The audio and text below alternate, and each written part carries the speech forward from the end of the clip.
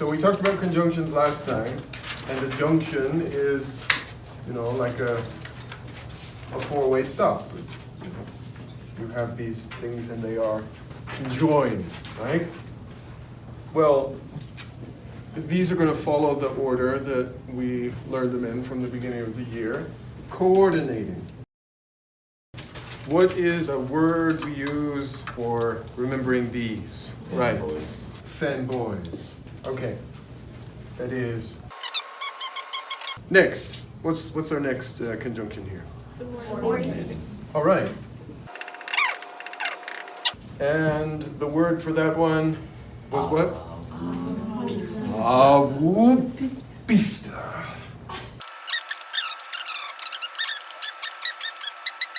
And others, like the word that, sometimes, maybe where, what, where, what, who, so like, I know where you live. I know what you did. I know who you really are.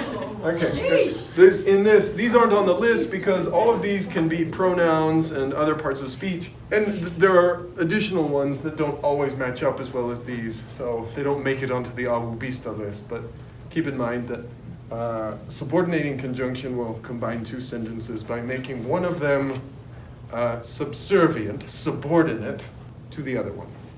Okay, subordinating conjunction. And then, what's next?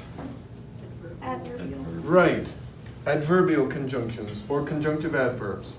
Just so that they're all conjunctions for this, let's call it adverbial. Adverbial conjunction or conjunctive adverb. And what's the word to remember these? Thin, because they're big fat words. They're much longer than the other conjunctions, just in letter length usually. They're not thin, they're fat. These four are not particularly important, and there are way more than just four. This is just to remember, those kinds of words. And then the last one, which we briefly discussed last time, is correlative. Correlative conjunctions. Okay, now, these ones, remember, they don't really matter. They're not going to appear on quizzes. No one has any trouble with these. This is just to remember that they exist. In order to understand coordinating conjunctions at greater depth, because you wouldn't combine two sentences using the word nor, like, I go to the store, nor I buy some chips. It doesn't. You would say, neither Jim nor John went to the store to buy chips, Is there an acronym? You know what? Conjunctions. There is. So for this one, you can say both A and B, or either A or B, or neither A nor B. Okay, so this both, either, neither. Ben. Yes. Ben. And why Ben? Because it's Ben Kenobi. It's Obi-Wan Kenobi. And you can remember this because he's useless. He's only useful insofar as he whispers through the magic of the Force to have Luke turn off his computer and magically shoot his photon torpedo into the Death Star. That's all. He doesn't do anything by himself. He's useless. The only use for him is he says, out of power brings about great responsibility. Okay, all right. We have a theme here. Uncle Ben and Spider-Man also useless. Useless except insofar as he inspires the main character. So in the past we used subordinating conjunctions to create dependent clauses. And we combine DC and IC. And that's great and that's useful. But let's try it a different way where these are all just words that connect sentences. They just do it in different ways. So let's take two sentences. I love, I live. Okay, there's a sentence, and we're going to use these words to join them together. We're not going to use correlative conjunctions, though, right now, because, again, you don't have a problem with them. Of these three conjunctions, which do you think is the most powerful? If you were facing, so let's say they're supervillains, you're going to go and fight these guys, all right? There are three guys standing there. One is the coordinator, one is the subordinator, and one is the adverbee. Which one is going to be the hardest to defeat? Subordinate. Yeah, it's the subordinator. I mean, that's what he does. He subordinates, he subjugates. He takes something and he crushes it under his feet. Nothing can stop the subordinator. So, he's the strongest, okay? He's so strong that when he's connecting two sentences, he doesn't need any tools at all. He just holds them up with his mighty bare hands. I live because I love, or I love because I live, whatever it is. Okay, and remember, this mighty subordinator, he generally, if you try to put a comma there, he's so strong that he's insulted. What are you doing? Get that away from me. I can handle it. I'm the subordinator. So you should not put commas there when there's no confusion. It is not turning into a parenthetical phrase. We're not going to fight the subordinator. It's too strong. So we've got the coordinator, or adverbi. Who are you more likely to defeat with ease? Adverbi. Okay. Adverbi is Not thin. too thin. Adverbi is this emaciated little weakling. You breathe and he falls over. Adverbi is pathetic. The coordinator, all right? The coordinator might not be as mighty as the subordinator, but he's still quite strong, okay? And when he combines sentences, yes, he needs a little help, but he can still do it. He can still get the job done. And I guess commas kind of look like weapons of some sort. It's a nail. It's a nail. So the coordinator fights dirty. Wait, is it a rusty nail? Is it a rusty nail? Okay. It's a bit crooked, you see? I live, or I love, and I live, or I love, so I live. It's not like it's always wrong if you don't include the comma. If there's no confusion and you have the same subject, sometimes it's okay. But it's not wrong to include the comma, so err on the side of caution. Coordinating conjunctions can link two sentences together if they have the comma. So, a little bit weaker than the subordinator, which shouldn't have a comma, but it can still combine two sentences. All right, now let's go over to adverbi. This weakling is so pathetic that you give him all the tools imaginable. He still can't link these sentences together. In truth, the reason that this is called a conjunctive adverb more commonly than an adverbial conjunction is because it's not really even a conjunction. Look at this. This loser. Okay. I love.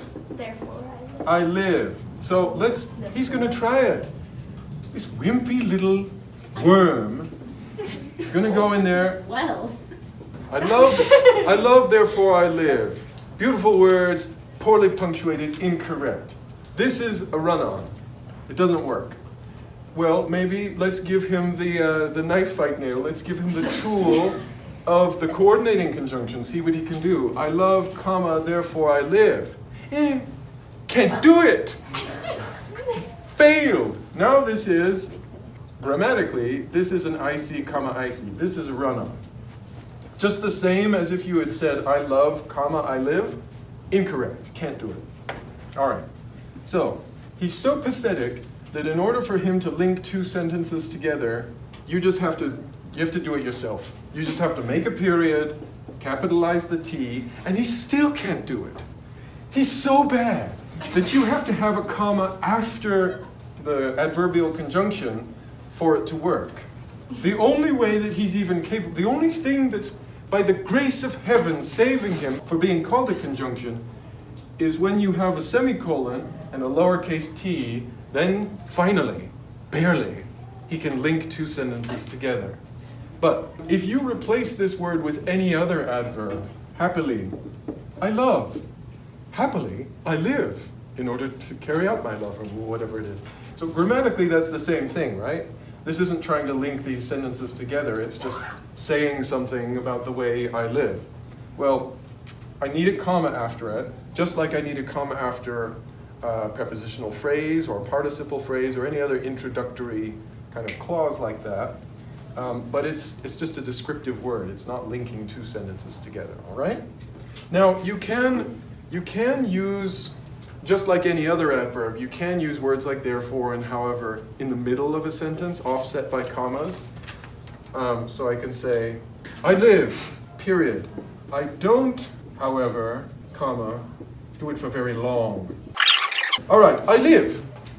I don't, however, do it for very long. So you can use adverbial conjunctions as parenthetical phrases to add transition as far as the meaning of the sentence goes. But you can't connect two complete sentences this way. So I had a student one time, brilliant student, who brought it to my attention. The comma's like a little sword, right? And the period is this round thing like a shield, right? Well, subordinating the subordinator, so strong he can beat up his opponents with his bare hands. The coordinator is not that strong, so he needs a sword to get the job done. The adverbi is so weak that all he can do, even if he's got a sword and a shield, is just sit there and be an adverb. Right? He needs a sword and a shield, or a sword and a shield and a secret dagger on the side to link two sentences together. He's weak. Okay. And now I will reveal to you the true name of conjunction junction. Fanboys. F. Subordinating conjunction awubista. A. Adverbial conjunction thin. T. Correlative conjunction ben. B. The true name of conjunction junction is fat boy. And now here's the magic of it. Here's the magic of fat boy. What is a fat boy? Cookie, sentence, cookie, sentence, ice cream, conjoins them. It's perfect. It's perfect. So, this was the order that you learned the parts of speech in, right? We learned coordinating conjunctions on the very first day. And then we learned subordinating conjunctions right after that. And then quite a bit later, we learned adverbial conjunctions in detail. And just today, you learned correlative conjunctions, useless as they are. So if you can just remember the order of that, if you're ever like, well, yeah, I remember awubista and I remember fanboys, but I always get them mixed up. Like when I'm taking a test, I think the subordinating conjunction is fanboys, and I don't know where to put the comma after that. Just remember the order you learned these in, many, many times, and then you can know, oh, well, no, we learned subordinating conjunctions later. We learned the awubista words later. So, you can remember them. And then, combine that with the bar fight boys, and hopefully that will help you to remember the punctuation for these. And these fat boys have been and always will be delicious.